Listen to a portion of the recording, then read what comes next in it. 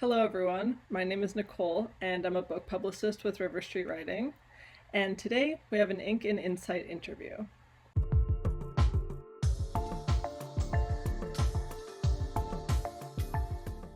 So, Rod, if you'd introduce yourself and tell us about your book, that'd be lovely. Sure thing. Hi. My name is Rod Carley, and I primarily write literary fiction humor. And RuFF is my fourth book. And essentially, what RuFF is, it's a really bad year in the life of Will Shakespeare. He's going through a midlife crisis. He's got domestic troubles back in Stratford. His receding hairline keeps on receding. And he's also grieving the death of his son and more recently his father. So we meet him in this kind of midlife malaise. And then there's a plague outbreak, and the queen dies. And so everything shut down, including the theaters. And now the new king comes in. And because the queen didn't have an heir to the throne, it's her cousin James of Scotland, who, if anyone knows their history, he's a bit of a wackadoodle, right, with a serious witch burning hobby. So he comes in as the new king, and immediately his popularity plummets, like deeper than Loch Ness, right? And so his advisors are saying, "We've got to build your ratings now. We got, the people can't stand you, but they love going to the theater." So his advisor suggests that he does a play contest to pick the new companies that will become the king's men, right? So that's what's happened. And suddenly Shakespeare, who's been like top dog for a long time, right? There's all these young writers coming up, nipping at his heels. Well, now he's actually having to compete to stay in business. It's like trying to get an arts council. So, but there's a caveat here. The caveat is that because the king's going to be a cult, the plays in this competition have to have elements of like witchcraft and the supernatural, right? So for Shakespeare, when he was younger, he had ghosts in all his plays. There was Hamlet's father's ghost, easy peasy. Julius Caesar's ghost, no fear Shakespeare, no problem. But since the death of his dad and the death of his son, ghosts have become very real for him. And now he's terrified of them. So he's terrified of the supernatural. And for the first time in his career, he's got writer's block, right? And so he's afraid his writer's block could lead to the chopping block if he can't come up with an idea for this play competition. And they may have to hire a ghost writer to help write the ghosts and the witches, right? So it's all about the machinations that led to the creation of Macbeth. And he's also dealing with this young punk poet who's very competitive, who thinks he's yesterday's news, and this young punk poet's wife, who desperately wants to be an actor, because of course at the time women were not allowed on stage. Mm-hmm. So she is a strong force for equality and equity, and a feminist before the term even existed. In many ways, she's more modern than Martha. She's the driving force in this novel, and it's so the book. Well, that's the main plot. It's also looking at all sorts of different social aspects of that time that mirror what's going on in our world today. Yeah, I'd love for you to talk more about that kind of blend of the contemporary concepts going on in your book mixed with the scene setting of the 1600s, right? Well, and that was conscious on my part because that whole idea of the history is that and we're living it right now as we look what's happening now since Trump is president, is going back and looking into the past to see what can that tell us about the future and the present that we're living in, right? The idea that those that don't go back and revisit the past are doomed to repeat it. So I found it remarkable the resonances in 1604 that are happening right now. One of the obvious ones, of course, was the plague in Shakespeare's day, and we just got through a long pandemic, and we got a sense of what that is to be quarantined, right? Have everything shuttered and not knowing when we're going to be able to re-engage in our lives in a way that seems familiar to us.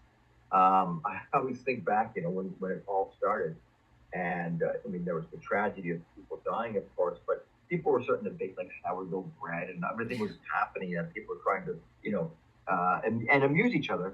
And there was a meme that went around that said, well, when Shakespeare was quarantined during the plague, he wrote King Lear. what are you doing?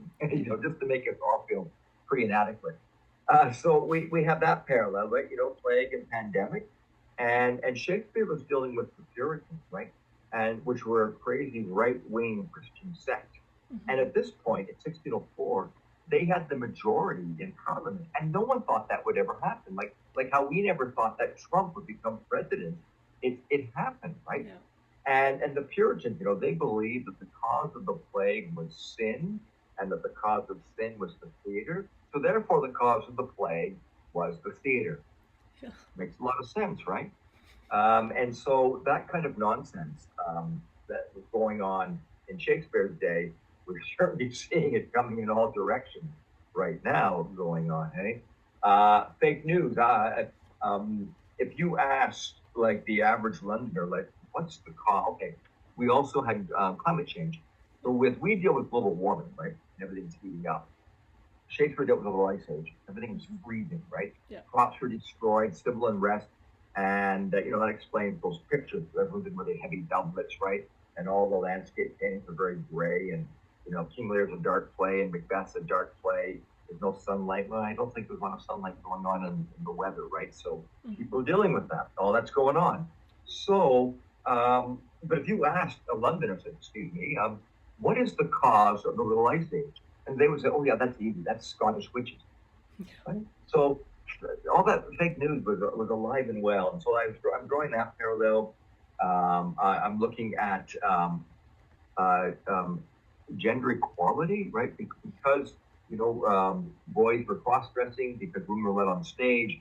So we had transvestism going on, and it was normal, right? Like in Shakespeare society, no one really cared what was going on beneath your petticoats or your tights, right? It was how you made it work.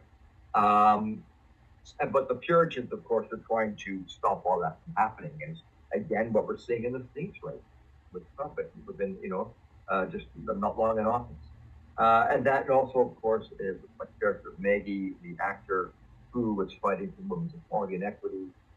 That's driving forward, and then the xenophobia of Shakespeare's world, and again, that sadly is with us again. So I found it quite remarkable, how all these notes, checking off all these different comparisons to, but the main point of that was just to make sure that if the reader's reading it, to get that 1604 really feels like 2000. Well, now 25. Yeah, I think that's a really interesting thing, because you can both illuminate these parallels to people, especially if they're not consciously thinking about, like, we really have cycles and circles going on in our world. Yes. Yes. But to also kind of show some ridiculousness to it, because we can look at a time like that and think about, you hear these witch meanings towards things, and you think, like, this is ridiculous, but there's such a similar thing going on right now.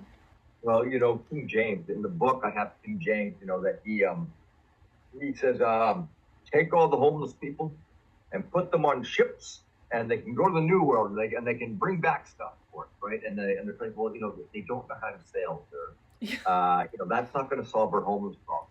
And then he's like, well, we got to take all the homeless people and put them on house arrest. Put them under house arrest.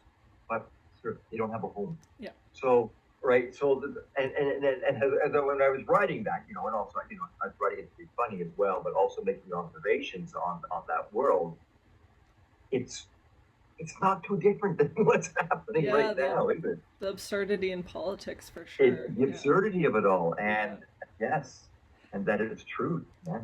So then what kind of made you want to explore some more magic realism and supernatural elements in this as well? Sure. Okay. Well, I like a healthy dose of science over here, the ration, but then over here, that whole idea of this magic, and going back to, I guess, drawing Shakespeare for a second again. When Hamlet says the Horatio, there's more in heaven and earth, strength of the impossible. And I think I've discovered in my own life, in many ways, that there are so many things out there you don't know about. And I've had a few unexplainable events happen. One could maybe call them mystical experiences.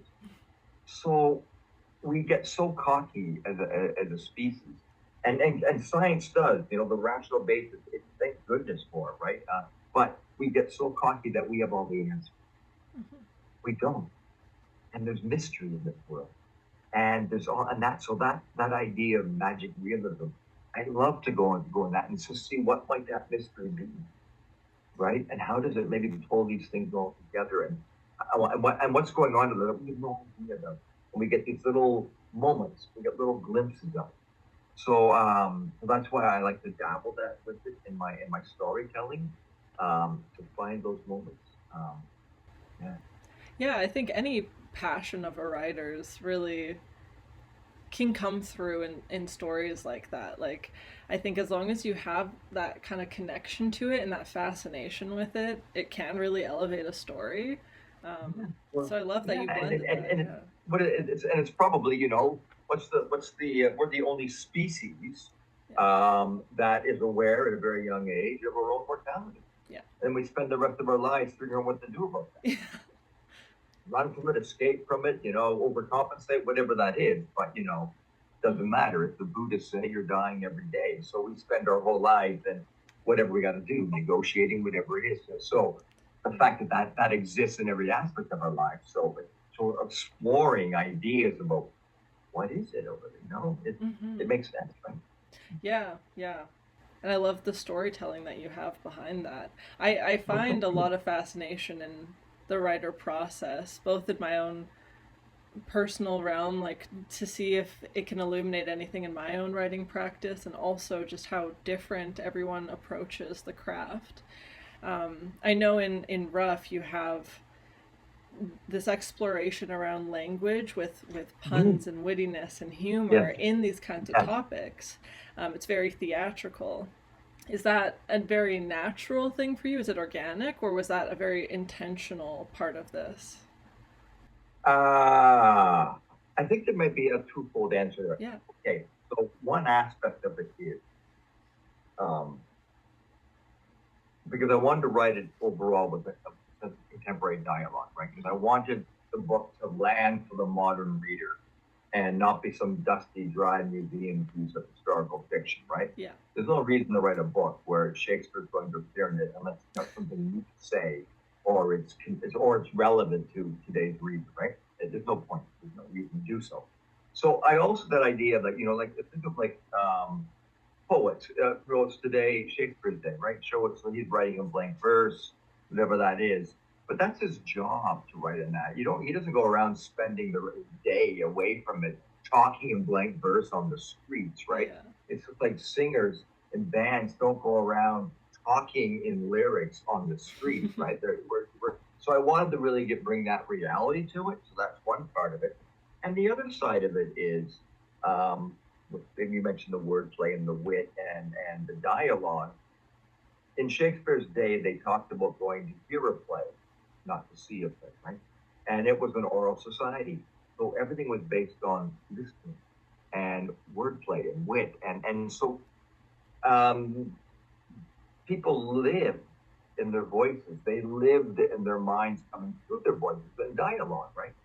And we've lost that a lot. We're more of a visual society now, so we've lost a lot of those aspects. So I thought I needed to write this book so that it was dialogue heavy with wit. So we see these characters that are living that way, right? Where the dialogue lives in them, and their voices define who they are. And so I wanted to try to capture the feeling of that era of 1604, but again, make it register for the modern reader, right, as well. And possibly another aspect of it too is that because I come out of the theater, that was where I originally worked. I've always worked with dialogue, and a lot of my writing, when I'm trying to find the voice of a character in a book I'm writing, is I need to find how they speak, what is the dialogue pattern, what they sound like, and once I unlock their dialogue, that helps me to start fleshing out the characters themselves. And I think that's just because of what my background is. Yeah. I find that really interesting, like the taking an oral society and needing to write Mhm. it out. is a really interesting concept. But like personally, I love writing dialogue, and I think it is one of the best ways to realize a character. You know, you Yeah, I think you can agree. really Yeah, get into the mind just by doing first person, but as soon as you have to talk like that person and have interactions with other people and with themselves, and it really, I think, unfolds. And I appreciate a well done dialogue heavy yeah. novel. No, and well, look, like it's just us doing this interview right now. We both authentically live in our voices, right? Hmm. And in how we speak and all that, and it's like a stamp of who we are. And I don't know about you when you're writing dialogue, but sometimes I'll improvise, right? I'll sit here and I'll start trying to put the voice on, right? To see what the rhythm might be of that, and I'll take it out for a test drive, right? To see how Yeah. that might work, right? As we try to find where it lands. You know? Yeah, I've done that too. And there's been moments like I was writing this teen novel for such a condensed period of my life. It started off slow, and then during the pandemic, like many people, we had more free time to do what we wanted to do, right? So Yeah, I yeah, was living and breathing this novel, and I started to dream my characters, and that was actually really interesting and helpful. I'd wake up already having actual conversations with them in a sense, and so then that's needing yeah. to write that down. And yeah, it's a Well, you very know, well, on that line, do you find with your writing, okay? yeah, It's just like let's say somebody is thinking about maybe they need a new car, and they said they want to get a Subaru. yeah, So suddenly, all they see in the highway are Subarus, right? yeah, It just means that our filters are working now because that's what we're looking for. So that's why we think we're only seeing Subarus.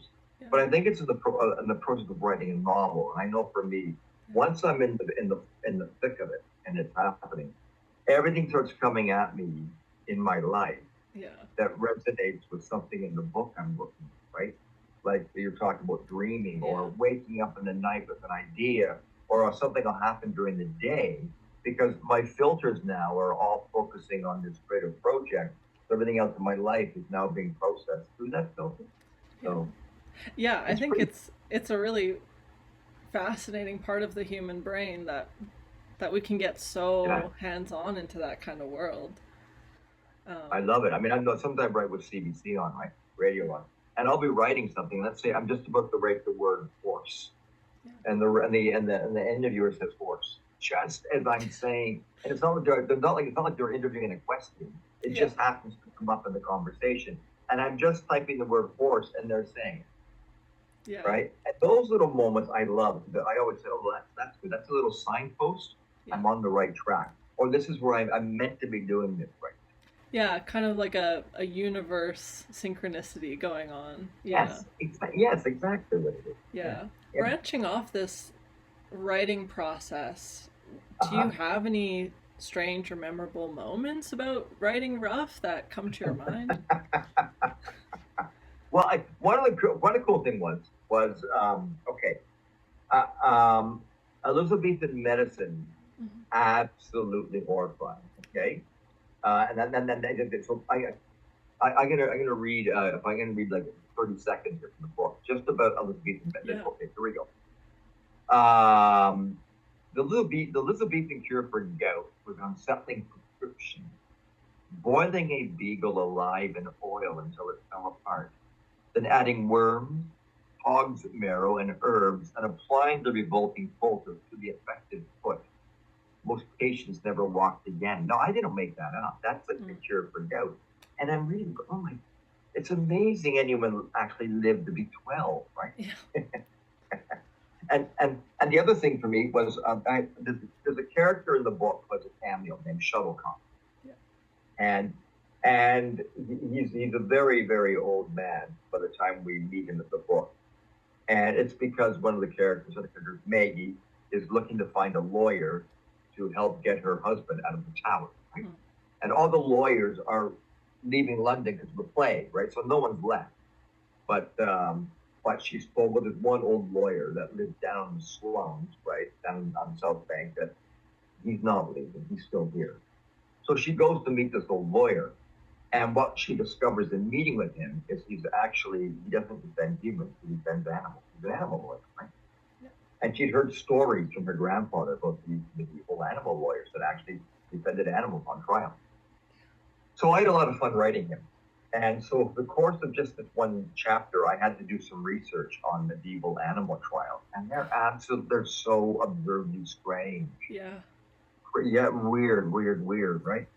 So as a result, I got so interested. So now I'm working on outlining and researching a new book called Shuttlecock, which is going to be about this old medieval animal lawyer.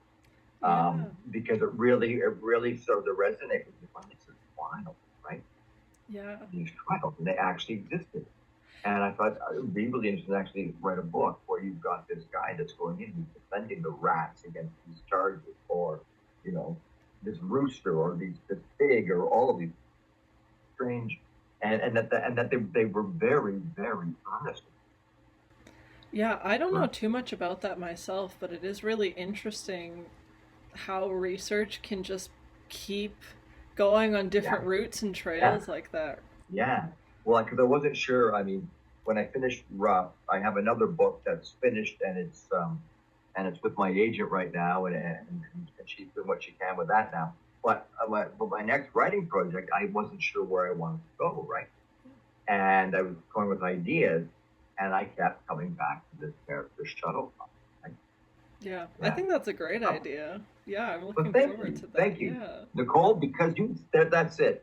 I needed that shot of energy and support today, and now I will continue on outlining. Thank you for that. Yeah. Well, it sounds like you do have this really great, this blend of being able to write a fictional story, but still root it in a lot of truth and illuminate a lot of thing. And this would be a very similar thing, right? You'd be still educating people on stuff happening, but you're still creating a character in that world.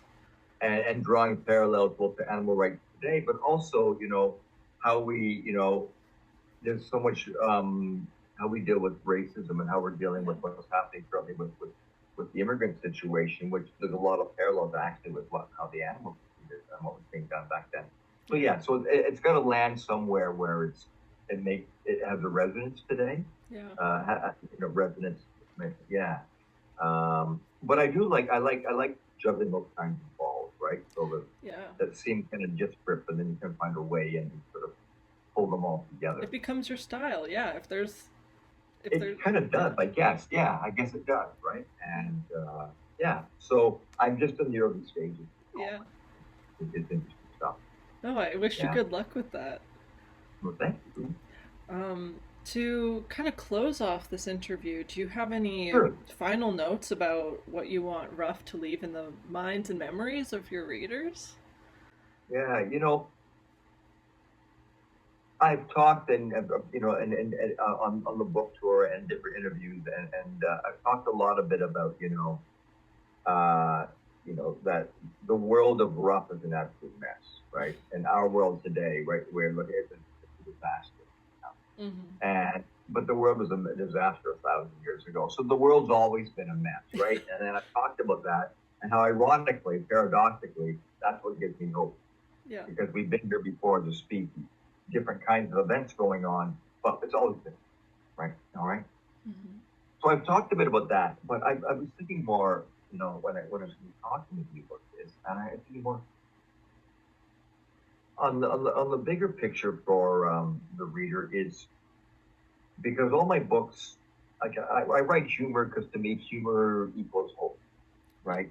We use humor as a way to lighten our load and to make things easier for other people, right?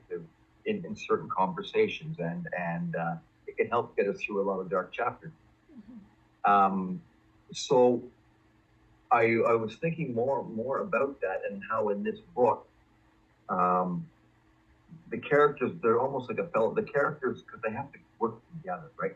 And they go through so much to see if they're going to be successful.